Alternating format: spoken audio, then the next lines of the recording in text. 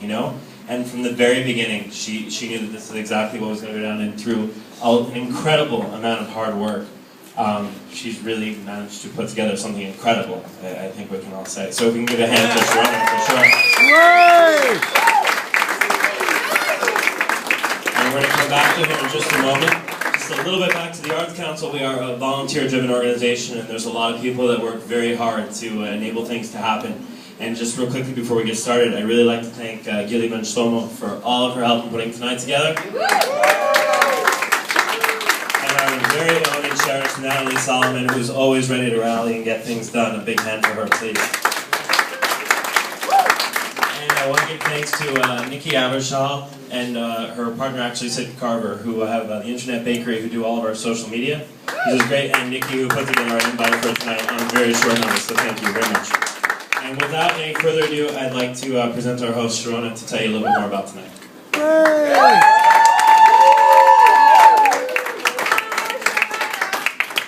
Hi everyone.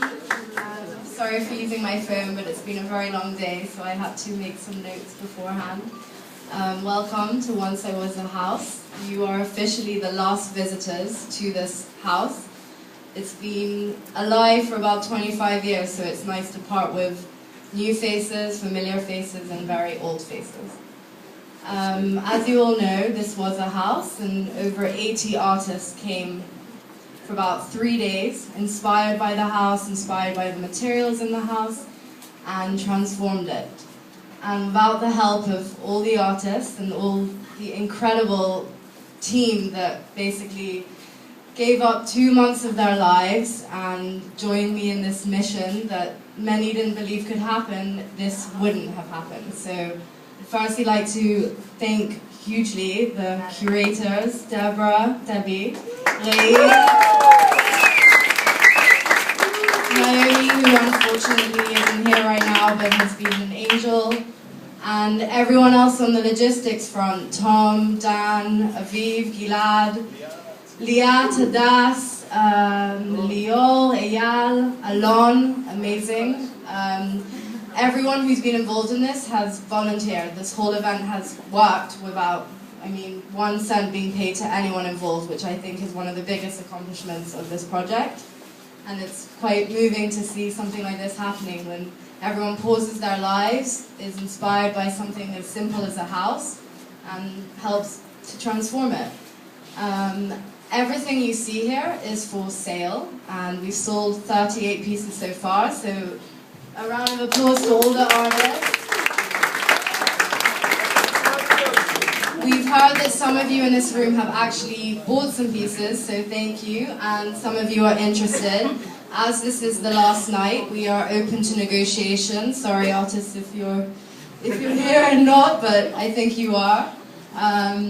Half of the money is going to 2 charities, Misholim and Melkaz Alev, that both help children that either need psychological help or educational and financial, and somehow interlinks to the idea of the house, something that has the potential to be transformed like the children that we're helping. It's not always that you can buy a window that has a photo in it, or a chair that's been made out of trisim, shutters, a fridge that's now a disco inside. I recommend to everyone to open that fridge.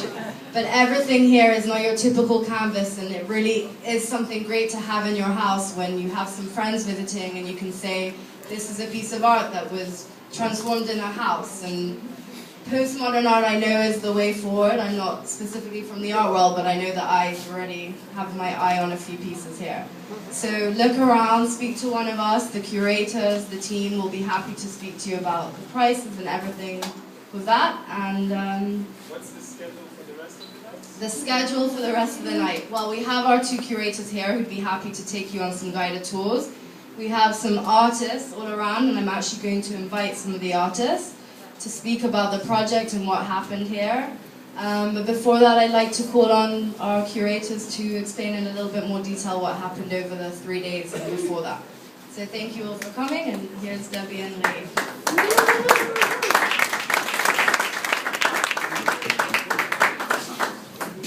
Thank you very much. Thank you everybody for coming. We're going to make it short and quick because we have a lot of artists that it's probably more interesting for you to hear them than for you to hear us. We loved this experience. It was amazing. It was, for me, it was, I had to learn to adapt and not to put artists on a white wall and give them their freedom to create and do whatever they needed to do, and at the same time keep a certain order in what's going on here. So I'll leave all the details with Rei, but I just want to say thank you all very much for coming. It's very emotional for me right now because it's the end of something amazing that we've created here with 85, what felt like 85 kids for about a week and a half, is now 85 amazing artists that I cherish, that I love, that I hope to work with in the future. And I think what we did here is amazing on such a tiny budget, and we've worked so hard. Oh, did we? I think we all knew each other from this project, and we worked amazingly together, which is not something easily done when you don't know the people you work with. And the artists gave their whole heart, even though the 3 days that we gave them were obviously not enough. And so thank you to everybody, to Sharona, to her parents, to all the artists that participated, to Rei, who has been my greatest help here, and to all of you to come tonight and to close this evening. Thank you. I'll be pretty quick. I'll just, for those of you who have gone with me around the house, I'll explain you a little bit about the concept of site-specific within the art world.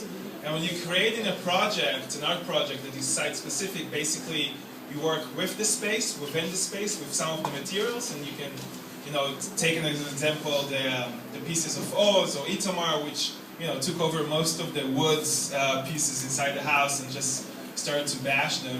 And with some of the stories and the concept of how does it work together, what is the charge or the energy that the house brings to the artist, and the artist brings into the house in his own personal life. I will say 2 words. If some of you might know the concept, or I'll tell you a little bit of a little story, and the concept of connect and create. I'm part of a